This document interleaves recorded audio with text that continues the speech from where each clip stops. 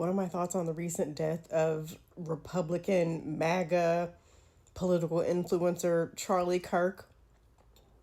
He got what he wanted, basically. The man said that it's worth it to have a few gun violence deaths so his Second Amendment right could be protected.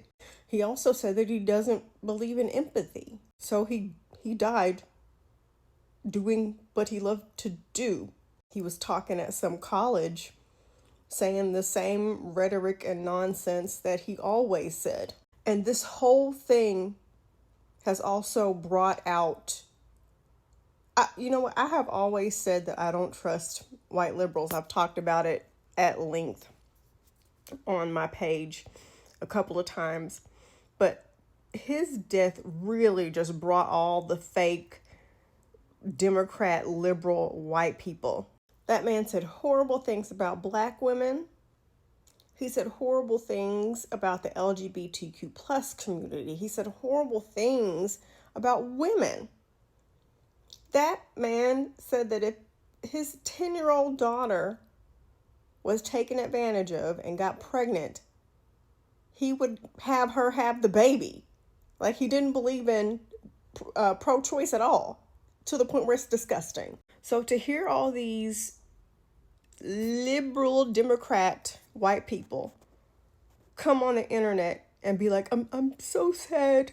I feel so bad. I'm devastated over his death. Why? He was an awful person.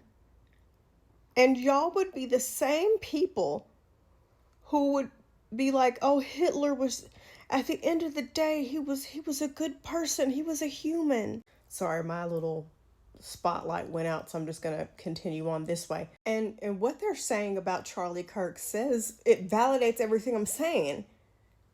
They keep saying, oh, well, he was a father, he was a husband. And I've yet to hear anybody say he was a great person. If all people can name is the role, the title of who you are in somebody else's life, that says a lot about who you are as a person. And everybody is somebody's son or daughter. The most wacky thing that I've heard someone say is they compared his death to Martin Luther King Jr. and JFK. And y'all have lost y'all's ever-loving minds. And what's even more heartbreaking is Tamara Mowry. I can't think of what her hyphenated married name is. Saying that she, basically thinks that we shouldn't celebrate his death or whatever the case may be. What is also heartbreaking is all the black people coming on the internet talking about they feel bad for him and we should have compassion.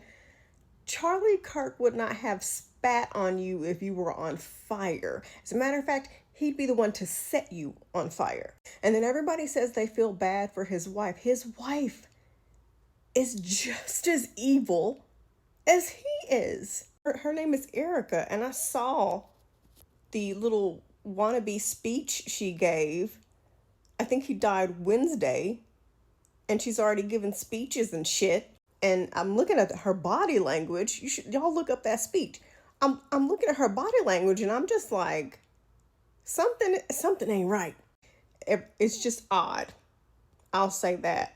But what y'all fail to realize is that these horrible racist men and their wives, birds of a feather. That's why I don't believe in the whole, yeah, my husband's racist, but I'm not. No. Both of y'all racist. Because at the end of the day, you chose to be in relationship with one. So you married their belief system. And I'm really sick of hearing people say, it doesn't matter what you believe in, we should all come together. Shut up. Y'all only want to come together when something affects y'all. Where were y'all at the height of Black Lives Matter? Where were y'all when we needed people to fight for the endless cases of civil rights issues that we're having in this country? Where are y'all when it's time for women to get rights and the right to choose and to have autonomy over their own bodies. Where are y'all when it's actually time to protect children? Y'all want women to pop out babies, but y'all are not for actually protecting them. So all this stuff that's been going on this whole time, and now y'all want to feel bad. People who I have had to block so many people. People who have never said nothing, have not posted anything. They barely have a profile picture. Coming out of the woodwork. Oh, I'm so sad by his death. If you're a woman saying that, he believed that you should be submissive to your husband. He believed that if you were taken advantage of and got pregnant, you shouldn't have a say in whether or not you wanted to keep that baby or not. He believed in not having empathy. He believed that it was worth having some people die if it meant him keeping his Second Amendment right. He was a horrible person, and there's no way that you can spin it to make him be a good person. And all these celebrities, there was one in particular, Kristen Chenoweth is her name. She started on Broadway. And she came online and said, I didn't agree with all his perspectives, but what? I'm curious, what perspectives of his did you agree with? Quickly. And that's what I want to ask everybody who's like, well, I didn't always agree with him. So the times that you did agree with him, what exactly were you agreeing with? His racism, his homophobia? I am not the type of person who thinks that just because someone dies, they are granted sainthood automatically. If you were a horrible person when you were alive, then I will continue to remember you as being a horrible person. Agree to disagree is pineapples belong on pizza. Agree to disagree is, I heard somebody say, if we're having a discussion about raising taxes so we can fund schools and school programs, what percentage should we raise the taxes to in order to do that? And we're all trying to debate to figure out where, what we need to be at so we could help the schools. But agree to disagree does not apply to women's rights, civil rights, LGBTQ rights, and the safety of children. Children should never experience any harm, and they especially shouldn't have to experience it in a school where they're supposed to be safe and learning. And everybody is so mad. When the news came out that he was shot, Republicans, MAGA people automatically assumed that it was somebody black, that it was an immigrant, that it was somebody in the LGBTQ plus community. They were coming online screaming, acting a damn fool, talking about revenge and all this shit. But when it comes out that he is a white boy who was a Republican with a cop father, oh, now they're quiet. And now they want to say, oh, it's just mental health. I hope he finds Jesus.